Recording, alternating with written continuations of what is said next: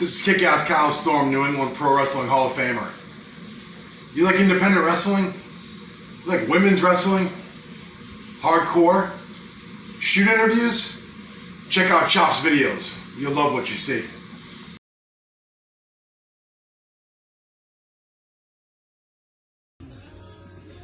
What's up, guys? Teddy Goods here, and for all of you who are junkies of early 90s independent wrestling, especially from the New England area, I need to let you guys know about Chop's videos on YouTube.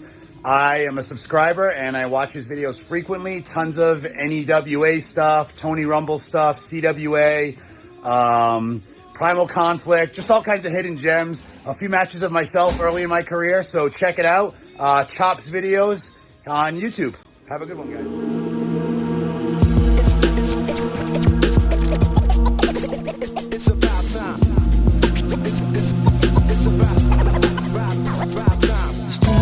So we don't care no more. Been afraid so many times that we ain't scared no more.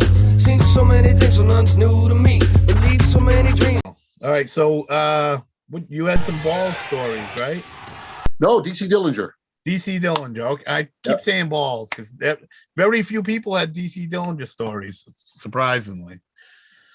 Yeah, so it was March of 2003, and the show was Canton, Massachusetts, at the high school gym.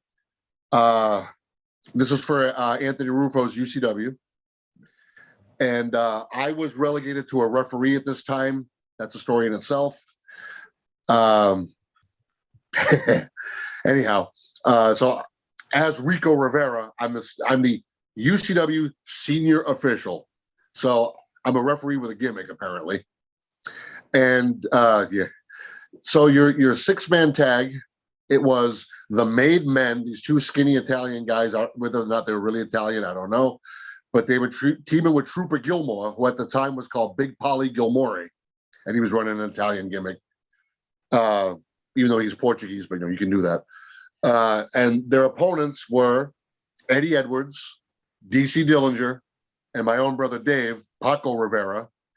They'd broken up the Guatemalans at this point, and now Dave was a babyface, and they were managed by Nikki Rocks, sweet girl. And I'm the referee, and in the back I said, okay, we're in the back, and I'm like, what's the finish? What are we gonna do? So the finish was a schmoz. I disqualify everybody because everybody's in the ring, blah, blah, blah. But about Dillinger in particular, this is the only interaction I ever had with him.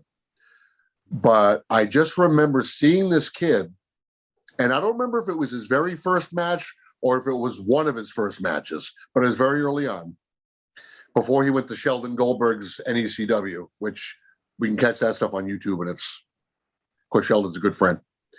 But I remember seeing Dillinger, and he reminded me so much of a young Kevin Nash. Not as big, but similar body, similar build, similar swagger. And I just remember I saw this, I said, this kid's going to be a star. I said, and I had a similar feeling about Eddie, but DC, I was just like, this kid, we're going to see him down the road. We're going to see him somewhere. And his work was amazing. And I just remember he and Eddie were still a little green. My brother Dave had only been in the business about 2 years at this point, but Dave was green at being a babyface. He'd never been a babyface up until this night. So it was kind of like Dave was like, I'll show you guys what I know. You show me how to be a babyface. And if you watch the match, which I have the match on video, my wife, Lisa, was not my wife at the time. We were 7 months away from getting married, but we were engaged, and she, with our home camcorder, shot the match. And it was the work was fantastic. The crowd was definitely behind the faces, and the Italians had the heat like they were supposed to. But it was a little strange for me to be a referee with a gimmick, so to speak. But I did the best I could, and these guys were just fluid. And it wasn't until after the match I found out that DC and Eddie hadn't been working all that long. But when I found out, I was just like, huh. For a couple of rookies, these guys, they got it. They've got the fundamentals, and they've got the charisma as baby faces. And like I said, DC especially said you're gonna see these kids down the line. They're gonna be stars somewhere. And sure enough, we all know Eddie Edwards. I think he's still working. And DC, they both went on, and Mickey Rocks too, all went on to work for Sheldon Goldberg's New England Championship Wrestling. And unfortunately, DC is no longer with us. But what a future he had, if things had been different. But nice guy, such a nice guy, good worker, and he listened. He listened well, because as we all know, the referee has the hardest job. You're in there, and unlike WWE, we don't have earpieces. We're watching for the booker to come out with the infamous pencil shot, which means to take it home, And I'm watching them. I'm watching them do their spots, making sure they hit their marks. At the same time, I'm watching for Ant with the pencil. And but yeah, good memory. Like I said, the only interaction I had with DC, but it was cool. He'd definitely be at least right alongside Eddie if he was still around, I think. Absolutely. No doubt about it. Probably even further, but at least right alongside Eddie. He had the size, and he had the tools, and he had the talent, had the charisma. Yeah, he would have gone far. You ever meet John Coronis? Yeah, I knew John well. He started with Walter also. He was a Kowalski guy. And he and Perry put the Eliminators together in the IWF. And I remember in particular a match in, was it Bellingham, Massachusetts, 1993. He worked with a guy that we just put in the IWF Hall of Fame last year, Mr. Magnificent Mike Davis. And Mike put John over. He put him over big time. He looked great. And again, he could talk. He and Perry get the haircuts, and one called to Jerry Jarrett. They were off and running. They went to USWA. And I have a shoot interview from RF on cassette with Sid Vicious. And it's got Sid, and I'm trying to remember who his partner was. They worked with the Eliminators. And then, of course, once they went to Paul, to Heyman, and the night they invaded Raw, the night ECW invaded Raw, and they came on and they got somebody. I don't remember who it was, but yeah, Johnny was a good guy. And we posthumously, however that word is, after they're gone, we put Johnny in the IWF Hall of Fame as well, because well-deserved. Yeah, they made a stop in the CWA there with Rumble, too, in there. Yes. Well, who in New England didn't? Everybody worked for Tony at some point, because Tony was cool. Although I never actually I shouldn't say that. I never worked for Tony. I worked for Jason. I never worked for Tony. I just did an interview with Jason like a week or two ago. I love Jay. He came to my wedding too. Damn it. I mean, I love Jay. Jay's awesome. And we've done this forum too online a couple times. I love Jay. Yeah, he was pretty funny. Well, NWA New England, that's when he brought me in for a couple of shots in 2001. Yeah, summer 2001. He brought me into the Good Times Emporium in Somerville as Rico Rivera. And then he brought me into Woonsocket, Rhode Island. And both times I worked with Taunton's own Real Deal Joel Davis. And we had good matches together. And then I pulled Jay aside in Woonsocket and I said, hey, I got this kid that I've been training. I want you to take a look at him. He says, we had a show in Milford, Mass the following night. And Jay's like, bring him tomorrow night, brother. And brought him to Milford, Massachusetts at the National Guard Armory. And the full-blooded Guatemalans were born, Rico and Paco. And that night we didn't win, but who cares? We had a great match with Travis Funk and Nature Boy Gary Gold. And that started the FPG. You got another memory of Cronus? I'm going to do a tribute on Cronus too down the road here. I remember Johnny, when he and Perry first put the tag team together, the Eliminators and IWF. Like I said, they got the the Mohawk haircuts, and they were on such a roll. And Walter was starting to bring tag team matches on the shows as a regular happening again. And Vito Carlucci wanted to manage them in the worst way, and he got his haircut the same way as Johnny and Perry in hopes he could be their manager. And Perry and Johnny said no. They didn't want it. They wanted GQ Johnny Rodeo. They didn't want Vito. And Vito went to Walter and said, Walter, I got my haircut like that. And Walter said, I want Rodeo with them. They want Rodeo with them. This federation's got too many goddamn managers. Because at the time, you had Rodeo, you had Vito, you had Court Jester, and you had me. But I was just with Brittany. I was only managing Brittany. Once in a while, I might go out with Chris Duffy, but I stuck to my people. I didn't want to go trying to manage everybody. And that's what everybody else was. Oh, we had Donnie Liable from New York too, as the Bug with the mask on. So yeah, we had a lot of managers in those days. I know it's a lost art form, huh? There's none around It really nowadays. is. You got Paul Heyman. That's it. Yeah. Something we need, I think. Huh? Something we need, I think. I think we need more Absolutely. AEW tried it with Arn and Tully and Jake, but it's just but they didn't really use them. They didn't really use. They stood there. They didn't really use them like they could have. Exactly. Especially them guys could have really added to it. I think a lot more than what they did. Like you said, it's an art form gone. Gone are the days of. I always think of the Magic Three in WWF. It was Captain Lou, Freddie Blassie, and the Wizard. Yeah. They were the best. Well, then, like we were just saying, look at World Class. You always had. They pretty much kept it going with Akbar, kept it going. Hot kept it going. Like for the heels, they kept the whole heels going for so many years. Absolutely, and then of course Jimmy Garvin with Precious. Look at down south with Jimmy Hart, in Memphis. Look what he did in Memphis. You know what I mean? Yeah. Jimmy Cornette. Yeah, Cornette. Another one of the all-time greats. Jeez. So tomorrow with my interview with Brittany, anything that you think I should bring up to her or ask her from you?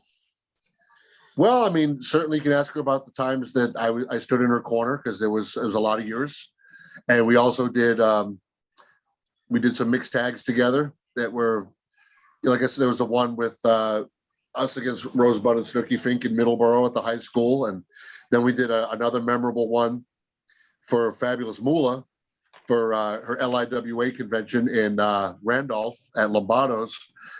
It was Brittany and I against Gino Giovanni and Brandy Alexander, and we did the Fuji finish for that match.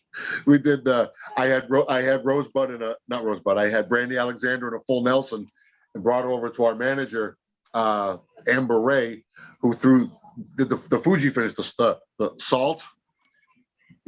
We all know how that really goes. And Brandy ducks it, and I get it. And for the only time in my career, Brandy Alexander is the only woman to ever pin my shoulders to the mat. So, and that was the only mixed tag Brittany and I ever lost. But of course, she is not only my tag team partner in the ring, but my tag team partner in life. She's my best friend from the wrestling business, and she helps me put on the IWF reunion every year. Because I'm here in Florida. She books the building, and she puts the word out on Facebook, and we have a private group, the IWF alumni, for anyone that was trained by Walter, and we put the word out there, and she does all that, and it's to the point now where I'm kind of just hired talent. I'm just kind of like the guy that comes in and hosts the thing.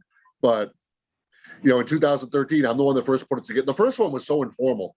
I just wanted to get everybody together, see if we could all be in the same room at the same time. And we did it at Kowloon.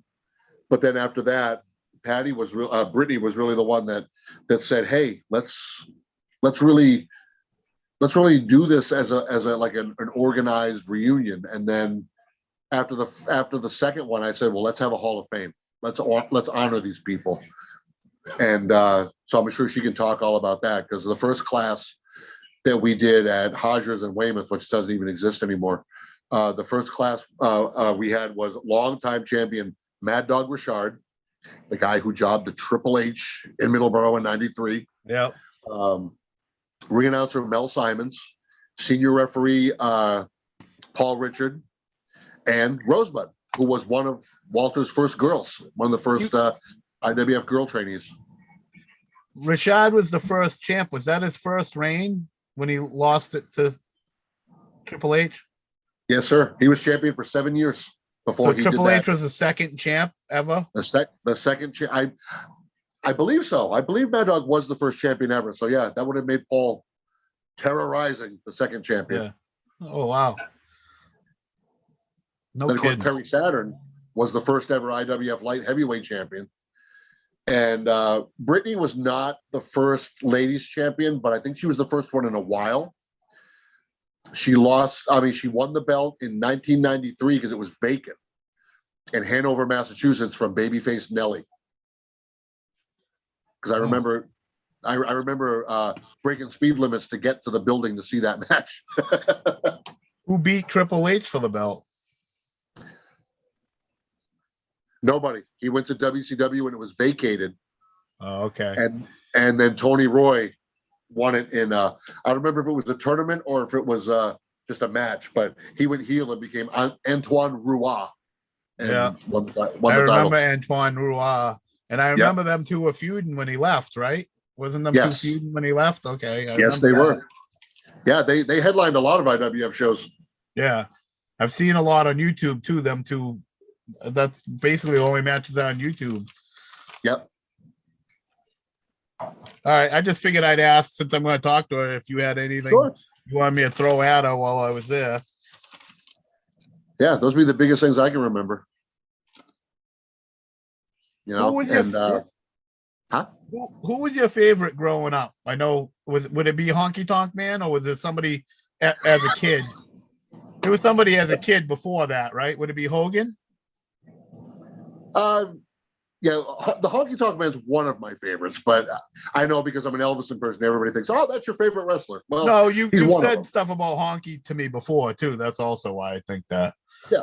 Oh, I love him, and on a personal level too. I've got to know Wayne over the years, and I like him a lot.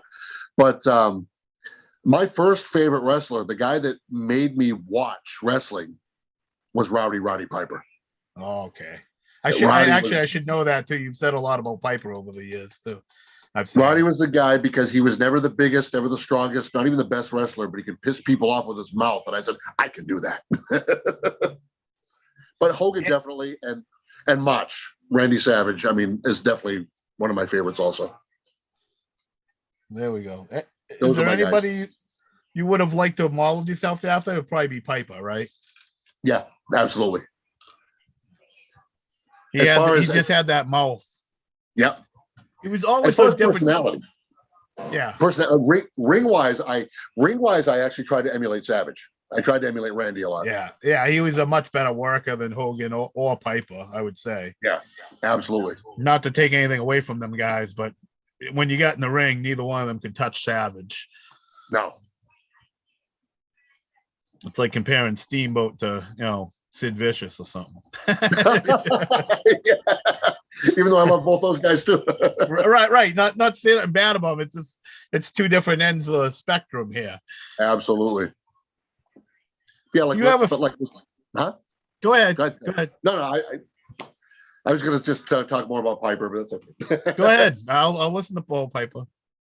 Yeah, promo wise, I tried to, like I said, in the ring, it was more emulating like after Savage. Promo was Piper, but I think I tried to speak a little Morocco in there too, because he's one of my favorite heels of all time. Oh man, he does not get the credit. Morocco was so good. Think about what Foley was to the 2000s of elevating. Foley elevated every person into the main event. If you think about it, every single person owes something to Foley. Morocco was to the early 80s. Think about every person went by Morocco, he made better. And no doubt. That Intercontinental spot when he was Intercontinental champ, everybody went by him. I shouldn't say by him, but you know what I'm saying. He elevated every person he stepped in the ring with at that time, I think. Yeah. He basically he got people ready for because he was probably like the top B heel. So the top A heel at that time,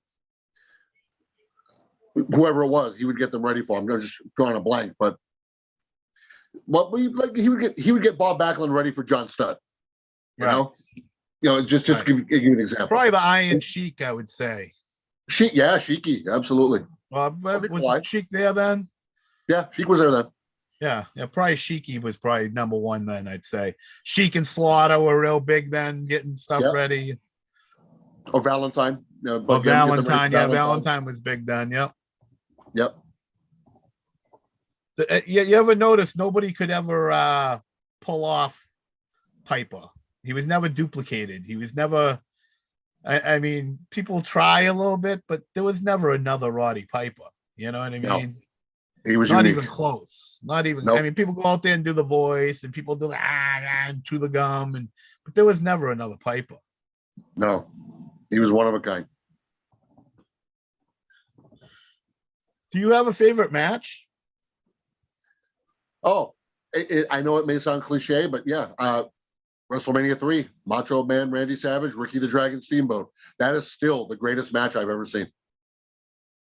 And now knowing behind the scenes, knowing what went into that, made me love it even more. Knowing how Randy drove Ricky nuts with the. I just listened to a Ricky Steamboat interview yesterday.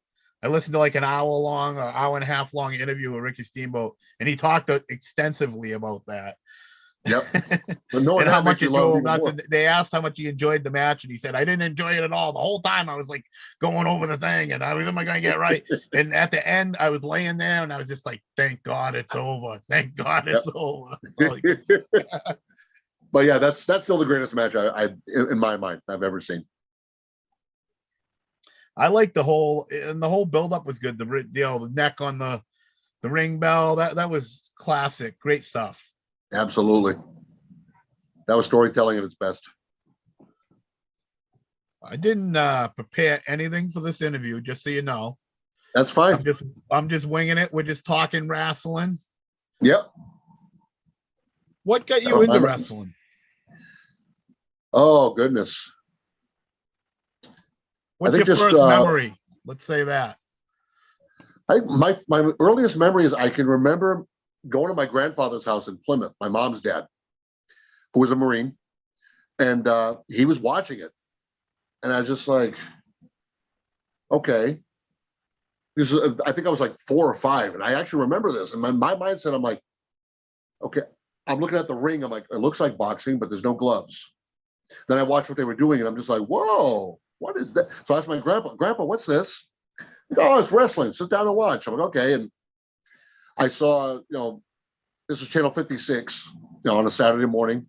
And, I would see the job guys. Like, I think I saw like Frankie Williams get destroyed by Mr. Fuji, because this is late 70s now. It's like 77. And I see like, trying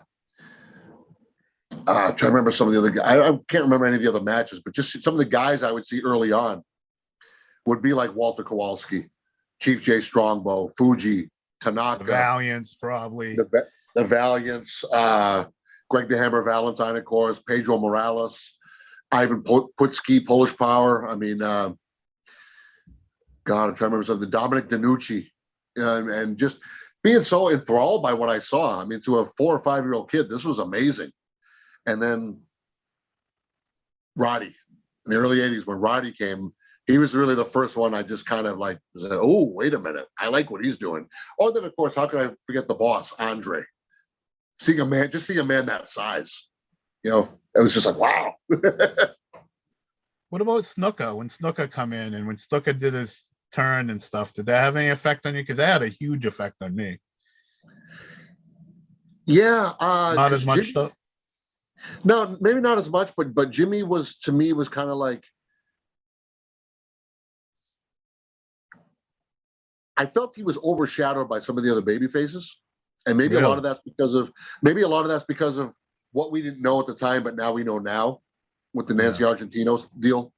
But I just felt like, he was, especially in the 80s, he was in Hogan's shadow for so many years. And he was a guy that I think if not for the outside of the ring stuff going on, I think he could have been champion, and I think he could have been.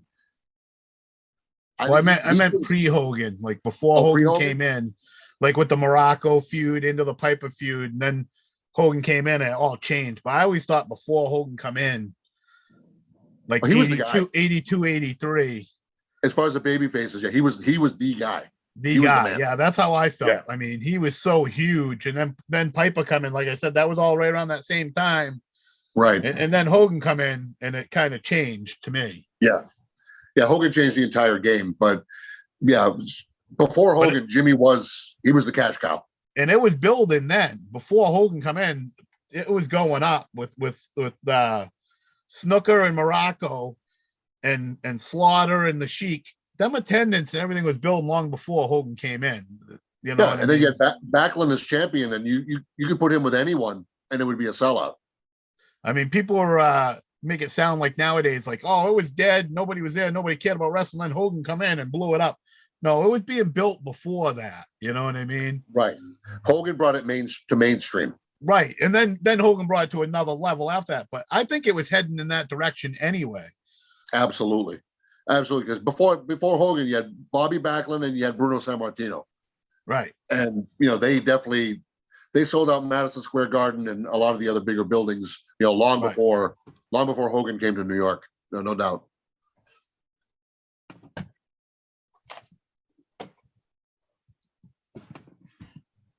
Right, but I think Snooker was selling a lot of them tickets. Snooker and Slaughter was selling a lot of them tickets more so than Backlund, or just as much so, absolutely, if not more so. Yep. You know, absolutely, because that was big. I know me as a kid, I was all Snooker. You know what I mean? At that point, like 82, 83. Once he turned on Albano, man, I was mad. I didn't like Hogan. I was mad at Hogan because he was stepping on Jimmy. Like, why are they pushing Jimmy out of the way for Hogan? I want Snook. I was mad at what they did to Jimmy. I mean, I understand now, but at that time as a kid, I was mad. Like, Jimmy should be champ. Why ain't Jimmy going for the title? Why? I think a lot of people felt the same way. It was quite evident that they were pushing him aside for Hogan and the promotion that they were putting behind Hogan, and they didn't give that to Jimmy or ever do that for Jimmy. Right. If they had put the same promotion behind Jimmy, now as an adult, I know he couldn't have done what Hogan done. But as a kid, I was like, Jimmy would be a better champ than him, and you know. Yeah, absolutely. But who else was very important at that time? Shifted to the Intercontinental title, we talked about Morocco, and Morocco was the perfect adversary for Pedro Morales, another guy that just doesn't get what Bruno did for the Italians. Pedro did for the Latino audience. Triple Crown champ, wasn't he? Yep, the first guy to ever do it. Yeah, Pedro was very for years.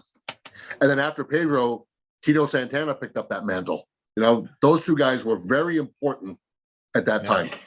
Yeah, they did a lot for the people. Don't realize for the communities that they did, why they did what they did, and how they strategically did that. You know what I mean? Right. For the community. Tito would main event shows in like the Southwest, where Hogan was kind of like not as big as he was in the Northeast or even the Southeast, because being from Florida, Hogan could sell out the Orlando Arena, which is now the Amway Center, but he could sell out the Orlando Arena because people knew who he was even before he came to WWF. Whereas if Vince was to run a show, and he would run a show in Houston, Texas, people really didn't care about Hogan.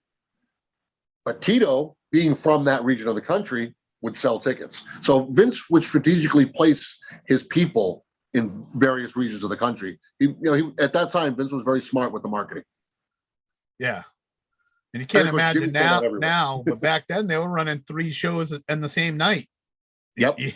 Imagine that. That's why it cracks me up now when they're like, oh, they're tired and they're too busy and they're straight out and this and that. Like, they have 1 show a week, maybe 2. Like these bookings that people do, like people in AEW or Raw.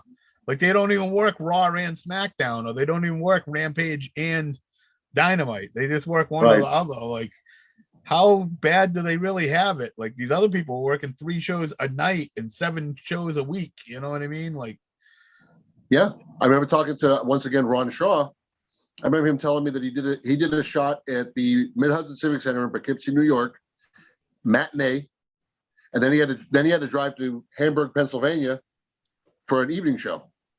I mean, that's the kind of schedule these guys were on in those days. Yeah.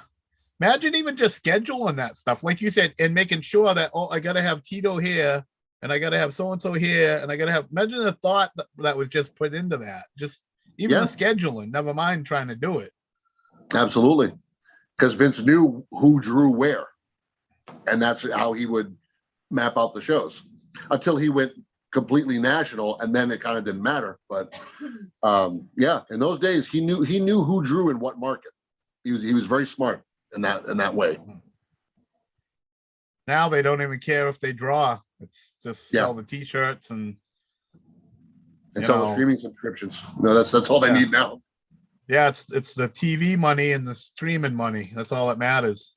They make so much money off of TV. It don't really matter if anybody goes and watches it live. Yeah, I mean, you think about pay-per-view. You know, we remember the beginnings of pay-per-view. That was a big deal. You got the WrestleMania or Starrcade or whatever pay-per-view you want to talk about for $30, $40, $50, whatever, and they would draw revenue from that. Now you pay $5 a month on Peacock and you can watch it. Right. It's insane that they do that. I think it ruined the specialness of it. Absolutely. You know, it's not even, why do they even call it pay-per-view? I guess they just changed the name to try not to even call it pay-per-view anymore. It shouldn't be. It's not pay-per-view. You don't pay to view it. You know, it's not like it was. It was like, I think they were $20 or $25 when they first started. Yeah. The original ones, you know. Yep. Originally, it was 4 a year. It was the Royal Rumble, WrestleMania, SummerSlam, Survivor Series. Yeah. That was it. And it used to be on Thanksgiving Day. Oh, well, I got a Thanksgiving story there. I probably told it in other forums, but Thanksgiving, anybody who knows me knows, is my favorite day of the year. But I sacrificed it 1 year in 1990 to go to Hartford, Connecticut, the year that they had the big egg with the gobbledygooker, but more importantly, the debut of The Undertaker. I'm proud to say I was there. And now he's going in the Hall of Fame. Yep. And that's awesome. You know, I'm proud of him. Very proud of him. When is that? Tonight or tomorrow? Tonight after SmackDown, I do believe. Oh. So I probably won't be conscious. I'll probably have to catch a replay. Yeah. I don't even know when they show that. What is that? Like a 3-hour show or something nowadays? Usually, because I know WrestleMania goes 2 nights now. So yeah, that's insane. Yeah, I don't agree with that at all. Speaking of someone who's gone to WrestleManias in the past, I remember what a great deal it was to get tickets to a WrestleMania. And yeah, it was like a 3, maybe 4-hour show. But now it's like, if you want to catch the whole thing, you're going to buy tickets for 2 nights. Yeah, and each night's like 4 or 5 hours, isn't it? Yeah. Aren't they like each night's real long too? Yep. And it's like even the AEW pay-per-views, I'm like, I don't even know how anybody could make it through this. It's like the pay-per-views are like 4.5 hours, and then they have like an hour before it that's on. It's like 5-6 hours worth. I'm like, I'd be burnt out by, you know what I mean? It's too long. Absolutely. And not to mention the price point of the tickets now is ridiculous. Oh yeah, I couldn't even imagine what they charge for a ticket nowadays. I've heard that a ringside seat is thousands. Yeah. And what do they consider ringside? First 20 rows, 15 something like rows? that. Yeah, down on the floor. Where I can remember paying $35 to sit second row at Skydome for WrestleMania 6. Really? Yeah. When Hogan and Warrior went head on, I was there second row. Really, for $35? $35. Wow. And little did I know, sitting 2 rows behind me was a future WWE Hall of Famer, Adam Copeland. Edge. No kidding. Yeah. Little did I know. So what would be your favorite territory or league? Would it be World Class or would it be WWF? Or? World Class, no doubt. I mean, I grew up watching World Class and WWF, but even as a kid, I noticed the difference. But I remember too, I don't know if you remember this or not, we had a UHF station called Channel 64. And they used to show late night on Saturday at like 1:30 in the morning, something like that. They would show championship wrestling from Florida, Eddie Graham's wrestling. And I like that too. Yeah, I used to like watching that too. Yeah. I don't remember getting that. Yep. It was Championship probably wrestling from on. Florida. I just didn't know it. Yeah. Oh, you knew about more wrestling than me. All kinds of stuff you knew about I didn't know about. I was a wrestling nerd and really still am. Well, so was I. I thought I knew about all kinds people didn't know about. I find this NWF and IWA and LPW. I find all these weird ones that people are like, that stuff wasn't on. I'm like, yeah, well, I mean, I found stuff most normal people don't know about, but you found stuff even I didn't know about. Thought I was the wrestling nerd. And then I love watching Savoldi too, the ICW. I love the Savoldi organization because a lot of the talent that was there was New England people. So a lot of Kowalski's guys, Pink Assassin, Rocky Raymond, not a Kowalski guy, but a legend up in New England, Robbie Ellis, and Hercules Ayala. And then of course Kevin Sullivan and Mark Lewin came in, and Brody. And it was just, that was King Curtis. That was great stuff. I love it. And Mario's little brother, Jumpin' Joe Savoldi. I mean, those good times. Yeah, I like that, but I didn't even find that till later. Like, how long did we get that? Did we get that in the mid 80s? Was that coming on? I found it in 85. 85. See, so I didn't find it then. Yeah, I found it in 85. I didn't find that till I think 90 or 89. I found 85 because Creature Double Feature was showing movies I didn't care about that day. So I flipped channels and I was like, "Ooh, this is wrestling. What's this?" I didn't see that till then. And then they showed the flashback. So they showed some of that stuff. Yep. On the 5th anniversary, they showed some of the old stuff from the mid 80s. And I was like, wow, This is great. The older stuff. I wish I'd seen all this. Yep.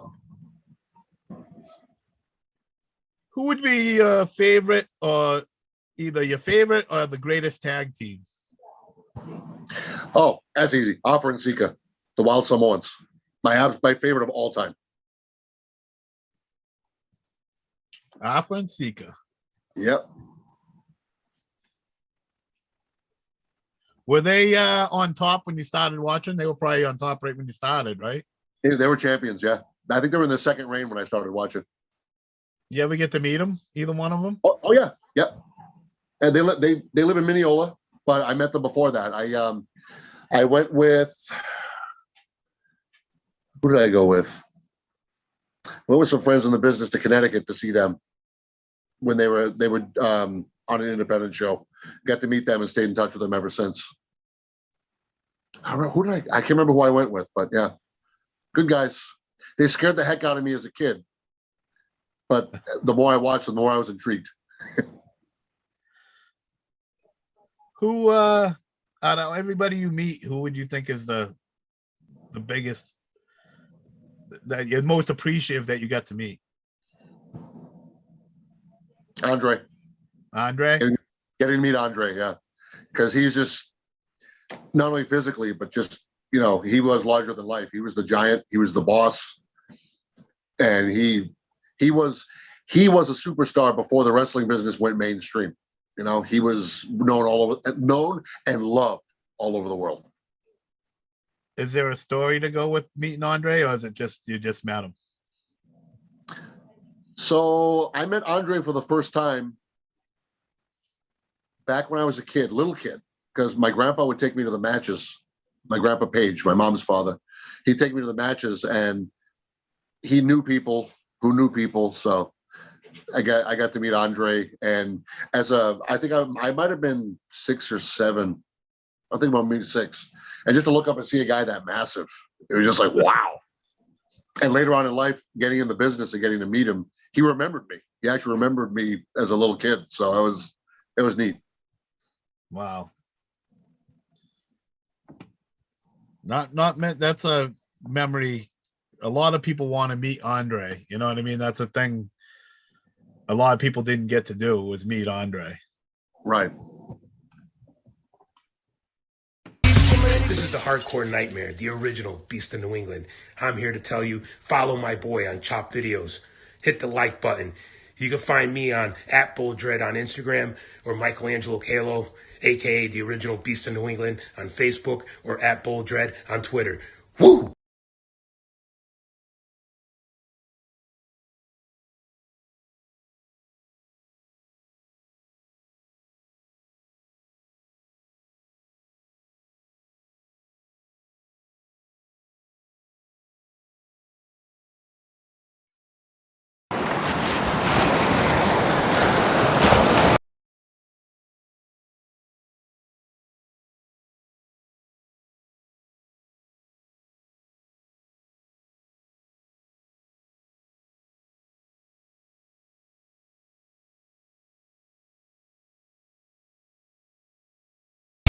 This is the Hardcore Nightmare, the original Beast of New England.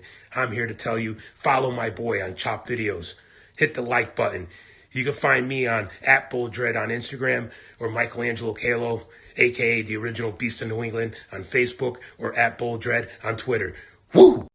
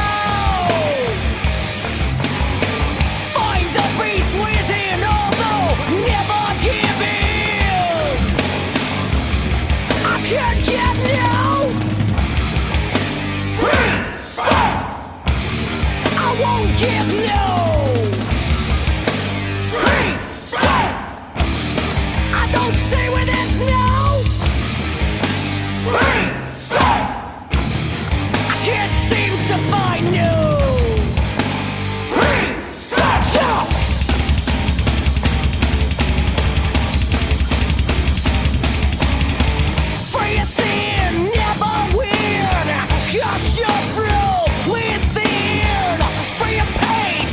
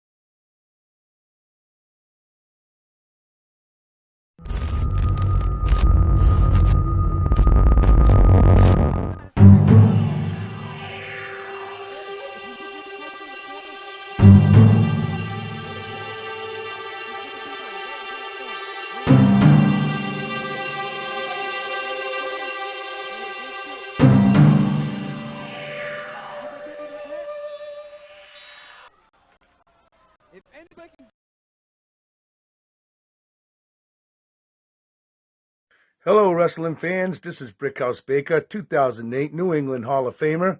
I need you people to do me a favor. I need you to go to Chop's Video and subscribe to his YouTube channel. Again, that's Chop's Videos. Go check this out because this guy's got some really good stuff from back in the day. Peace out.